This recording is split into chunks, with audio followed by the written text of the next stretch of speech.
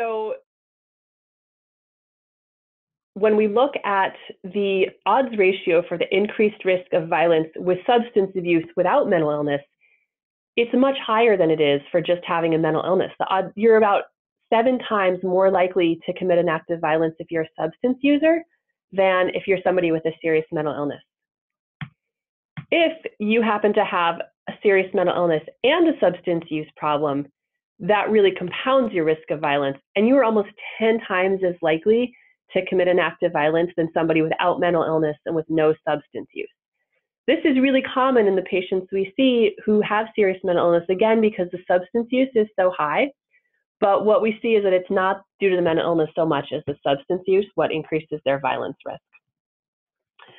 This is a graph that shows how much violence is committed 1 year after hospital discharge from a psychiatric hospital in people with mental illness.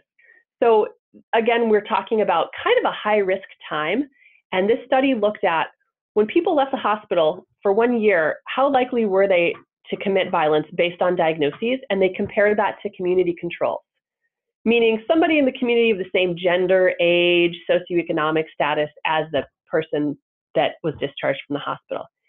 And what they found is the community controls are represented in the first bar on the left. The second bar on the left are people who were discharged from a psychiatric hospital with a diagnosis of a major mental disorder. And their committing violence the year after discharge is about the same as just their neighbors who were never psychiatrically hospitalized and had no diagnosis. The third bar over shows people with a major mental illness and a substance use problem. And here you see that about 30% of them committed violence after hospital discharge within a year. So that's a bit higher. Interestingly, the people who have other mental illness and a substance use problem actually had the highest rate. And these are the folks who have things like personality disorders, ADHD, mild depression. They're actually committing violence at a higher rate than the people with the more serious mental illness, the bipolar disorder, schizophrenia, the people we tend to think of when we talk about mentally ill people. And this is a pie graph that I've borrowed from my colleague Jeff Swanson, who's done a lot of research on violence and mental illness. This pie chart represents all the violence going on in the community. And what he looked at was, what are the different risk factors that led to that violence? And we know there are a lot of different risk factors for violence, including substance use, prior history of violence, traumatic childhood, abuse or neglect. All of the gray in this pie is violence that's attributable to those other causes. The little orange sliver on the right is the amount of community violence that's attributable just to mental illness. So serious mental illness causes about 4%, meaning not very much, of community violence. Think about that for a minute, because we're going to talk about the firearm laws that prohibit people with mental illness from owning firearms. And, oops. If we were to reduce all violence that was attributable just to mental illness by having just the most amazing firearm law set up and a great mental health system, we were to reduce all of the violence attributable to mental illness, we would reduce community violence by about 4%. So not really that much. So we've talked a little bit about firearm homicides and how public mass shootings are a very small part of firearm homicides. People with mental illness are a very small contributor to community violence. But what got left out of this discussion so far is the importance of firearm suicides. So this pie chart doesn't show firearm homicides from 2015. It shows all firearm intentional fatalities. Accidents have been left out of this. And now the green sliver of mass shooting deaths is almost imperceptible at the top. Firearm homicides make up about 1/3 of the graph, and all of that blue are lives lost by firearm suicides. Firearm suicides represent about twice the deaths every year that firearm homicides do, but again, it's not something we hear as much about. Firearm suicides account for about 2/3 of the firearm fatalities in the US, and they are, unlike violence, strongly associated with mental illness. So about 30 to 80% of the people who complete suicide meet a diagnosis for a major mental disorder at the time of their death. And when they choose a firearm for their attempt, they're very likely to succeed because of the lethality. So about 90% of people who attempt with a firearm are fatal. Even though a lot more people make overdoses every year than actually succeed, over half of the completed suicides are done by firearm. Okay, so let's talk about what we've tried to do to prevent mentally ill people from getting guns to either legitimately decrease suicide or hope that we're going to decrease community violence in some way. To understand what law is laid out to prevent people with mental illness from firearm ownership, we have to understand a little bit about the history of the Second Amendment and our federal firearm law. So if you know folks from other countries, they're often very boggled by the United States gun culture and how many firearms we own per person. And a lot of that goes back to when we fought the British for our independence. We didn't have an army or a navy because we were not our own country. What we had were a bunch of people banding together and getting the muskets out of their woodsheds to form a militia and rise up against the oppressive government. So it became very important when we wrote our Constitution that we add the Second Amendment that states, a well-regulated militia being necessary to the security of a free state, the right of the people to keep and bear arms shall not be infringed. This was many, many years ago, and things have changed enormously since then.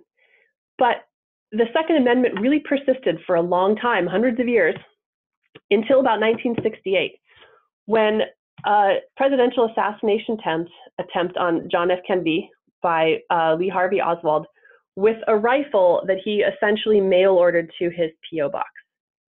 And it was after this that people realized, maybe not everybody should be allowed to own firearms. Maybe there should be some restrictions, and this was the first time that that was considered. So the Gun Control Act is the piece of legislation that regulated the firearm industry and firearm owners. And it did a lot of other things too, but one of the things it did was prohibited ownership by a list of prohibited persons. And this is the list whereby felons cannot own firearms, unlawful users or people addicted to a controlled substance, respondents to domestic violence restraining orders, and most importantly for us mental health professionals, anybody who is adjudicated as a mental defective or who's been committed to any mental institution. So adjudicated as a mental defective usually means that there's been some sort of criminal activity.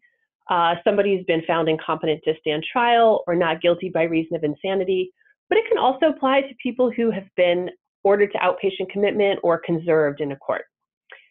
Committed to a mental institution is not somebody who's been not somebody who's been voluntarily hospitalized or gone to a psychiatric hospital for an emergency or observational hospitalization. It actually requires a hearing before a judge or a hearing officer. So there is a court process in place. I work in an inpatient psychiatric unit and an attached crisis unit. So when I admit somebody to the hospital, that does not fall under the Gun Control Act's prohibitory criteria. That's just an admission.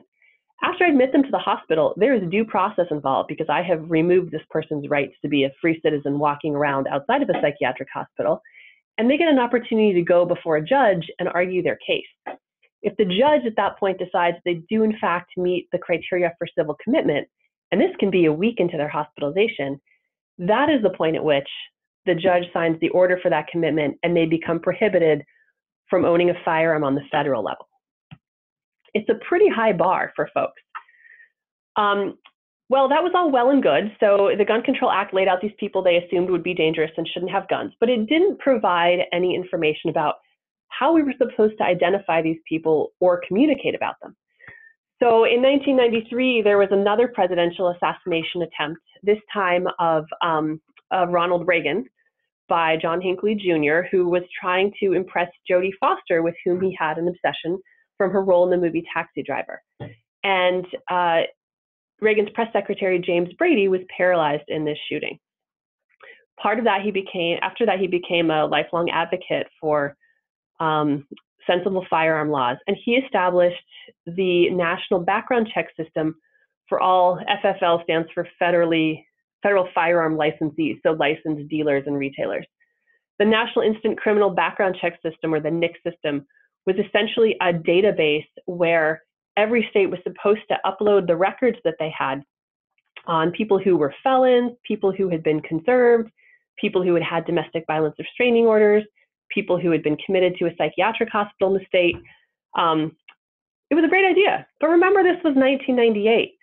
So the records weren't exactly an uploadable format, and there were a lot of problems with people getting the records into the NICS database in the first place. So what ended up happening was essentially there was this database, there was a lot of holes in it, a lot of names missing that should have been prohibited persons, and even though retailers were required to check it, private parties at gun shows in most states were not. So it was really easy to not have a name in a database or also sell a gun to somebody in a private sale without finding out that their name was in the database. Other obstacles of reporting the prohibited names to the database were that some states really didn't have many prohibitions at all, and so they didn't collect data to even upload. Or other states who had prohibitions, the prohibitions didn't quite match up with the wording of the federal prohibitions, so it was hard to deaggregate exactly who was prohibited within the state that should be also prohibited through the federal level. Also, with a lot of the mental health records, there were HIPAA concerns. People didn't feel comfortable sending out a list of their psychiatric patients, understandably, to be put in a registry for the federal government. And because the states couldn't be compelled to enact this federal legislation, any reporting at all by the states was completely voluntary. So what about if these mental health prohibitions are in place? Will they actually work to prevent mass shootings or other types of violence? Are they effective? When we talk about mental illness, again, I mentioned before that we're talking about things where people's perceptions are altered, where they're not able to cope with regular life, where their mental illness is really, really affecting their functioning. And oftentimes when we hear about mass shooters doing things, what we're talking about is psychosis. So psychosis is something that is characterized by delusions, beliefs, false beliefs that are very fixed, that people are very firm in adhering to. Hallucinations, so seeing or hearing things that are not real, that other people don't see or hear, but really believing in them. Paranoia, believing that somebody's watching you or spying on you or out to get you or hurt you in some way. And having in general a distorted sense of reality. And oftentimes when people are violent because of psychosis, in their minds, they have very good reason for what they did, but we're not privy to it, so it seems really bizarre to us. And there's a difference between mass shootings that are committed by people who are psychotic and actually truly mentally ill, and the sort of what's unfortunately become the common template of school shooters, which are mostly of a different sort of flavor. So just as some examples of people who were likely mentally ill at the time of their mass shootings, in the late 90s, and this technically doesn't qualify as a mass shooting because even though this woman fired off, I think like 50 rounds, she only injured a couple of people, and I think maybe killed one, but she had a history of schizophrenia and been psychiatrically hospitalized. She was in Utah, and she went to a gun store, a gun retailer, and the retailer, as was the practice at the time, asked her if she'd ever been psychiatrically hospitalized or convicted of a felony or anything else that would have disqualified her from firearm ownership, and she just said no. And they sold her a gun, and she went across the street to a TV station. She believed that this TV station for years had been broadcasting video and news clips about intimate details of her sex life, and she had written them numerous letters. This was clearly a very fixed delusion of hers that she was acting on, and growing understandably frustrated, she went in there to retaliate against them. Jared Loughner, who was the young man who shot Gabrielle Giffords at one of her constituents' meetings in 2011 in Arizona, he didn't really have any strong attachment to that event or the place, but he did have a lot of interesting beliefs about the government, like that they had been faking space flights, that they were controlling people's minds with grammar and syntax, that they had been printing fake currency, and his behavior had gotten more bizarre and erratic to the point where his parents had been alerted by school officials. Again, it does appear that he was suffering from some sort of mental illness, although he had never actually been psychiatrically hospitalized. So the first woman we saw actually had probably met prohibitory criteria, but it hadn't registered because of the problems with the NICS database. Jared Loughner was somebody who likely was mentally ill, but again, didn't meet the threshold for any prohibitions and was able to legally own a gun. Most recently, we heard the tragic case of the Waffle House shooting that happened a week or two ago by a young man who thought that Taylor Swift was hacking into his phone and stalking him. And he'd also gone to the White House and demanded to speak to the president, saying that he was part of a sovereign state. So again, it's not really clear what his mental health history was, although it appears that he may have been acting on some of these delusions and this distortion of reality. Nonetheless, it doesn't seem that he was prohibited from owning firearms because of the mental health prohibitions in place now. But this is unusual. Those three examples I gave you are not the story we hear all the time, especially about school shooters. School shooters tend to go to a place that is of emotional importance for them. It's not a random place where there are strangers. It's somewhere where they felt people did not appreciate them the way they should have been appreciated, where people hurt them. And they have planned this for a long time, this act of revenge. So some of the really common traits we see in these school shooters are a lot of narcissism and entitlement, a belief that they deserve more popularity, more sex, more girlfriends, whatever it is, than they're getting. And they're really quite ambitious in these belief systems. They're not quite delusional, but they are, above what most of us would call normal expectations in life. And they blame their lack of these things on other people. So a lot of their issues, they externalize responsibility for. They don't say, oh, it's because of me, I'm not doing X or Y right. They say it's because of everybody else. It's everyone else's fault that I'm not able to have these things. They have a long history of rage, anger problems, and grudge holding. So these are not impulsive people. This is not somebody who just blows up one day and punches a wall. This is somebody who plans for weeks, if not months, and does all the things they need to do to kind of build this fantasy up before they take their perceived revenge. They often have a history of bullying and social isolation, and it's hard to say which comes first here, like what's the chicken and what's the egg, but they're really disconnected and socially isolated from their peers, from other people. And I think that also is part of what increases their sense of rage and animosity towards the people they go after. But it also is something of what allows them to do it, because they don't see them as connected, feeling human beings. They see them as this kind of other that's far away from them. They have this idea of revenge and this very personal agenda of payback. And it's often plotted for a long period of time, and the planning is what really gives these people fuel to go on. So this comes from a couple articles that were published by Park Dietz and James Knoll about classifications of serial killers and how some of these school shooter traits are different. And we see these traits in the Columbine shooters, in the Virginia Tech shooter who believed he just should have been more popular than he was. They often come dressed in camo gear with enormous amounts of firepower and ammunition. The Virginia Tech shooter was much like the Isla Vista shooter in that they both had these very public videos. Sometimes people have manifestos that they wanted to be posthumously disseminated to kind of tell everybody how great they were and that this was their act of revenge. A lot of these guys have very similar personality traits. But what's important to remember is that that's not a mental illness. It's a description, and they have a lot in common. They're angry, they're isolated, they're revengeful, but they don't have a disconnect with reality. They're not generally delusional or hearing voices telling them to do it. This is a very cold, calculated act of vengeance for them. And there's not a medication for that. There's not even a diagnosis for that in psychiatry. It's really just a personality structure that we unfortunately see over and over in these folks. So school shooters are a little bit different than the very few examples of shooters that I offered that may or may not have been acting on some sort of delusional belief. But regardless, we have these firearm prohibitions, and are they actually stopping people, whether they're mentally ill or not mentally ill? Are they actually doing anything to prevent violence? So my colleague Jeff Swanson again has done some interesting work with big groups of people in Florida to look at this. And what he looked at was a big group of people with serious mental illness who were in Florida, 80,000 people. And he looked at gun suicides, violent gun crimes, and firearm prohibitions. And what he wanted to see was, did the firearm prohibitions that people got from going through the mental health system and hitting those trigger points where you get disqualified from owning a firearm, were those decreasing gun crime or decreasing gun suicide? And here's what he found.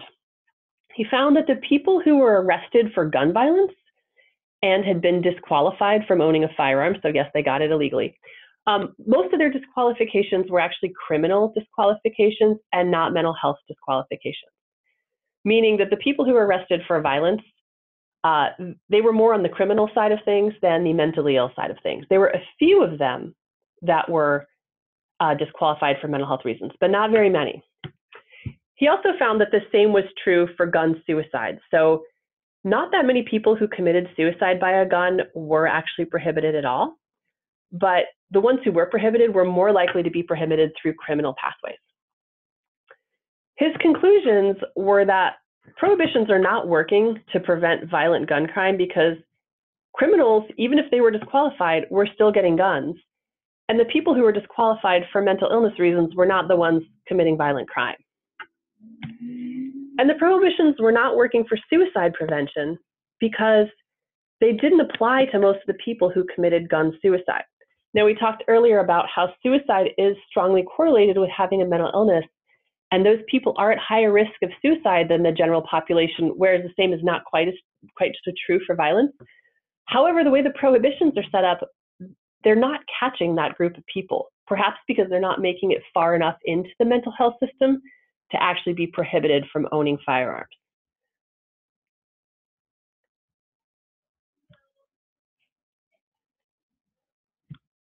I think I have 2 questions here.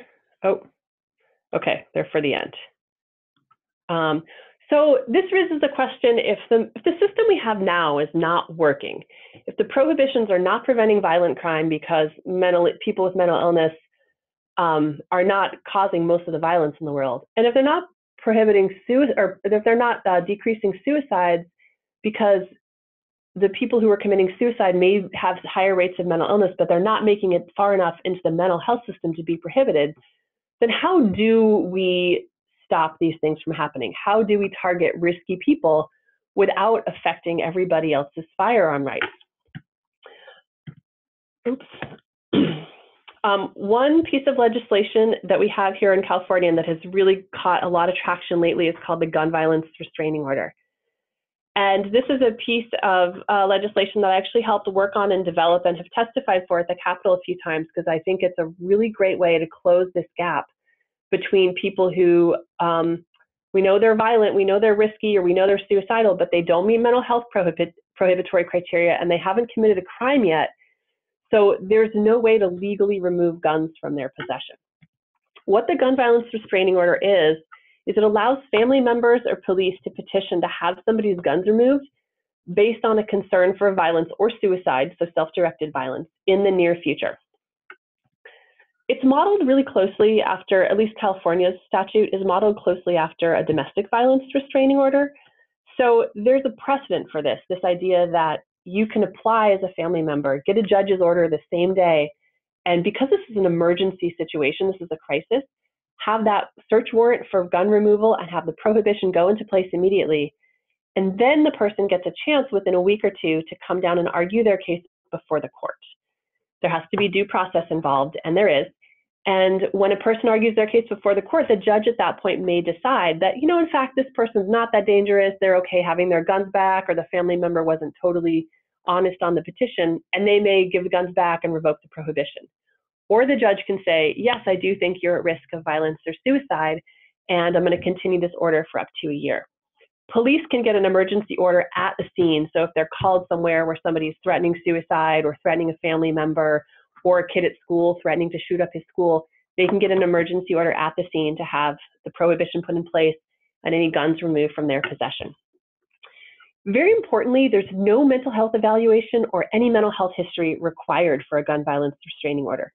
This was really important to those of us who worked on it, especially those of us who work with mental health patients, because it was really an important way to remove some of the stigma around mental illness from violence, and especially from mass shootings. So this is the kind of situation, this is the kind of legislation that can really aid law enforcement when somebody is making threats to do something, but they haven't acted on them yet. And oftentimes when I talk to legislators about it, they all say, well, where's the mental health evaluation? When does the psychiatrist see them? Why wouldn't the mental health system capture these people? The mental health system very commonly has not seen mass shooters, and it's because mostly they don't want mental health care. They want revenge. They're not the types of people to come in and request therapy or medications. And there's not a whole lot that's going to be really effective for really angry people like that anyway. But you don't have to have any kind of mental health history in order to get a gun violence restraining order. So far, we know in California, because of press releases from the San Diego and Santa Barbara Sheriff's Department and from other communications with the Department of Justice, that in the 2 years that it's been in effect, it's been used to prevent terrorist attacks, workplace shootings, domestic violence incidents, school shootings, and many suicides. And in fact, a similar law in Indiana and Connecticut that predated California's law, both of those were passed in the wake of very violent mass shootings or police shootings. But in the end, the laws have mostly been used in the cases of people where there was concern for suicide.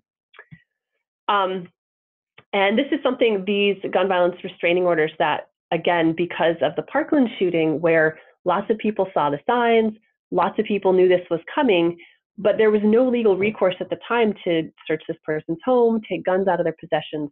This sort of legislation has gained a lot of traction. And since it's passed in California, Washington and Oregon have passed similar laws. Florida just passed a similar law. And I think 17 other states and even the federal government have talked about passing this kind of statute. So take-home points as I wrap up here is that mass shootings represent a very tiny fraction of firearm deaths in this country, but firearm deaths are a significant public health problem, mostly in the steady trickle of firearm homicides that happen every day to people in lower socioeconomic neighborhoods, in the context of crimes, and in the context of domestic disputes, and mostly suicides. To balance individual firearm rights with community risk, firearm prohibitions must be both sensitive and specific. So one thing I get asked a lot is, well, couldn't the mental health system just lower the threshold for who they hospitalize and how they prohibit firearms so that you don't have to be quite as dangerous or quite as acute for the mental health system to sort of grab you up in their net and hospitalize you? Well, it doesn't really work, because then you're unnecessarily hospitalizing and prohibiting from owning firearms all these people who are not ever going to be dangerous in order to find the one who maybe was. So it's really kind of looking for a needle in a haystack, and lowering the threshold on prohibitions and on psychiatric hospitalization and involuntary treatment. That's just increasing the size of the haystack, but it's not putting any more needles in there. And that targeting people with mental illness may not represent the most effective prohibition strategies, because they're not really the people out there causing a lot of the firearm violence. They're probably not even the perpetrators of most of these mass shootings. And most importantly, it can worsen the stigma against people with mental illness, like we saw from that one study, and it may decrease their ability to live in good neighborhoods, to hold down jobs, to have social community, and to seek treatment and admit that they have a problem. So that is the end of my talk. I'm more than happy to take some questions now. I see there's some through the chat, so I think if you have questions, go ahead and send them to Mara, and I'll see what comes through to me. Yes, that's correct, Amy. So I'm going to encourage all audience members to pose your questions. Take a moment to think about any questions you may have while I go over some sort of final logistics, slash housekeeping items. That will give you a chance to pose your questions in the chat. So while I'm speaking, go ahead and enter any questions you may have. But of course, I just want to start off in this wrap-up by thanking everyone for your interest in joining us for this topic and for your willingness to learn. And if you have any questions about your individual behavioral health benefits as a faculty or staff member at UC, go to UCNet and click on Compensation and Benefits, and then select Medical Plans. Or you can just search UCNet by using the keyword health. And another resource that's available to all UC faculty and staff is our Employee Assistance Program, or FSAP, Faculty Staff Assistance Program. Most UC locations have one on site, and they have counselors that you could talk to face-to-face. There's a list of all EAP resources that's also available on UCNet. So you would want to search UCNet using the keyword EAP to find that list and to find other resources available at your location. And then finally, we were recording this presentation, and the recording link will be available by the end of the day tomorrow on UC Living Well page on UCNet. And then upcoming, please look for our announcement, again, on the UC Living Well page on UCNet about our next webinar on May 23rd, Wednesday, May 23rd. And remember, May is Mental Health Awareness Month, so please do plan to join us as we have a really great speaker planned. So let's pose the questions that we have currently, and I'll also check back in the chat to see if any new questions came in.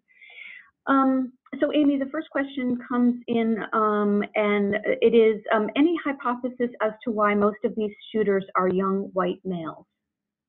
I get asked this a lot. Of course, I have lots of hypotheses. I have no way to prove them, but I think it has to do with the kind of entitlement piece. So a big part of the mentality of this particular kind of shooter, and again, this doesn't apply so much to the domestic violence incidents or the random shootings in theaters or restaurants, but with the school shooters in particular, and often the workplace shooters, it's this idea of I deserve something that I'm not getting. I'm entitled to something that these people are prohibiting me from having because, clearly it can't be my fault that I'm not achieving what it is I wanted to achieve. They have histories of stalking women like Elliot Rodger did, like Sung Hui Cho did, like the Parkland shooter did. And they have other indicators that they believe that things are theirs that are not actually theirs. And I think that in the United States, that is a trait that is maybe a little stronger in young white males than it is in other demographics. So for example, people who come here from other countries as refugees or women, people of color, they're not quite as, I don't think they're quite as imbued in this ideology of like, I deserve these things and why am I not getting them? And I think that is a really big part of the thought process of these shooters. They really think they deserve something, and oftentimes that level of entitlement comes with a level of privilege that white males have. Again, that's just my personal theory. It's really hard to back it up with any research because fortunately the sample size is not quite big enough. Great, thanks, Amy. There's also another, it's sort of a comment question, and it's a little lengthy, so I'll read through it. If you need me to read any part of it again, I'm happy to do so. The individual says that they take issue with your definition of mental illness and asks, under what definition of not mentally ill does a human commit a mass shooting? You mentioned narcissism, which is a defined mental illness in the DSM, I guess DSM-5 now. And then the next part of it is about substance abuse. Similarly, substance abuse is usually an addiction, which is also defined as a mental illness.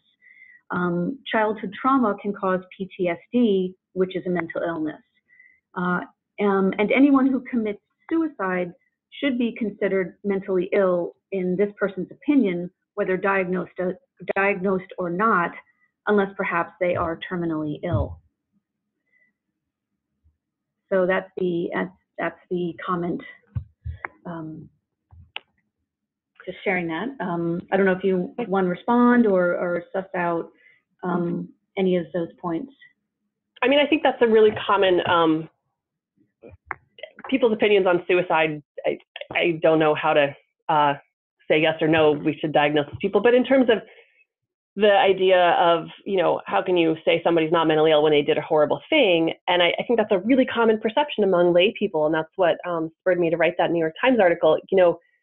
I'm a professional person who diagnoses people with mental illness, and so in the mental health world, those of us who've trained in this, we have certain things that we diagnose as mental illness and certain things we don't. And oftentimes, folks who don't work in that world have their own ideas of what must constitute mental illness. And that's fine. They can have their own semantic discussions about what is and what isn't. And I guess my bigger point is that if it's a mental illness, for the purposes of, in my perspective, then it should be something the mental health system can do something about.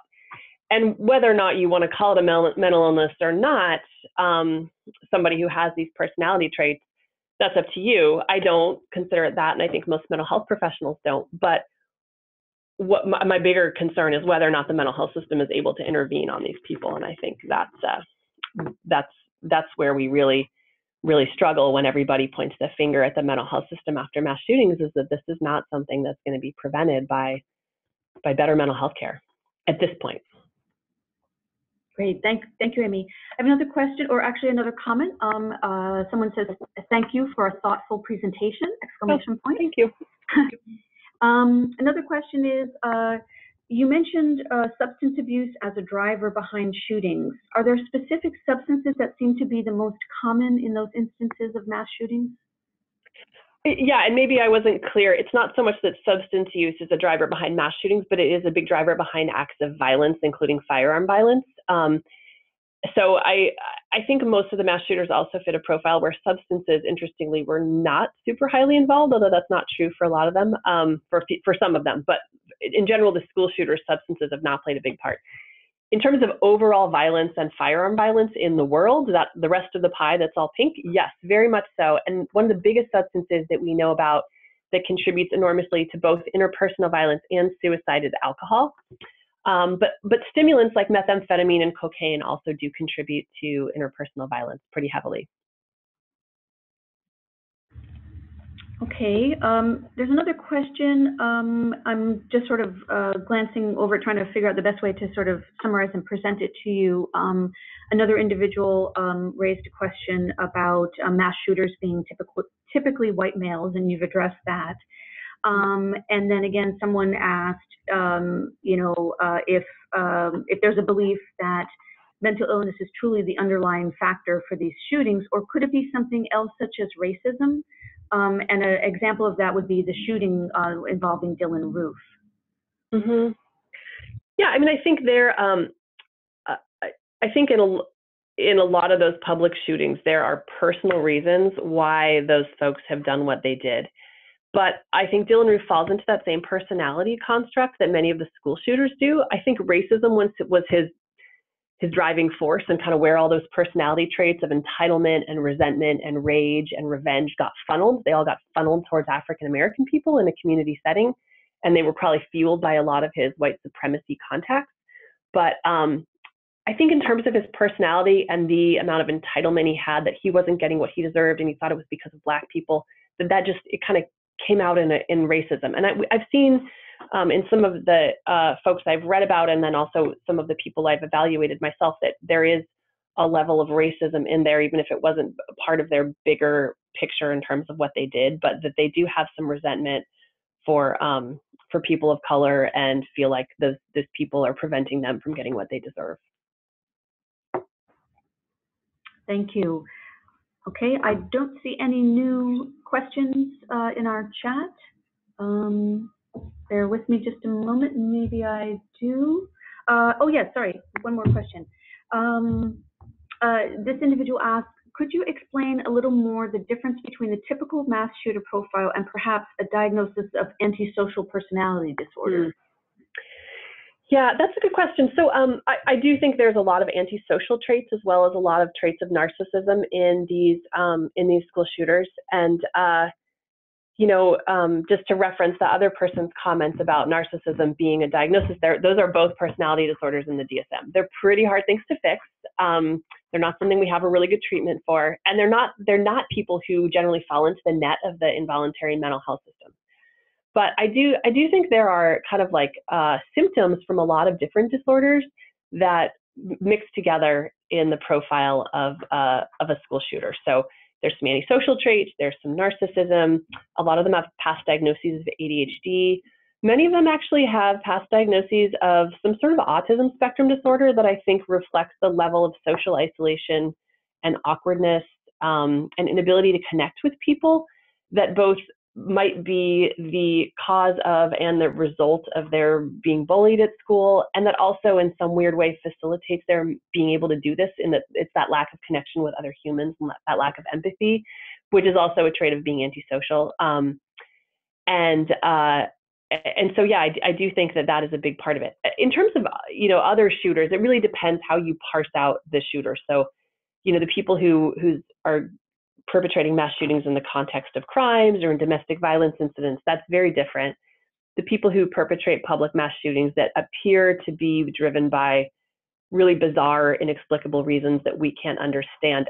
And I guess I mean more so than why would you kill a bunch of innocent people, but like, I did it for Jodie Foster's Taxi Driver character, or I I dressed up in this strange costume and gunned down a bunch of strangers to whom I had no emotional relationship. And those kinds of folks are much more likely, I think, to be actually mentally ill, but they are also much more rare than the school shooter profile. I hope that answered the question a little bit. Great, thank you. And that is it. I'm going to make a sort of final call for any last questions. If we don't get a question, say in the next 30 seconds, we will go ahead and we will wrap up our presentation. So I'm just checking to see if there's any final burning questions coming through.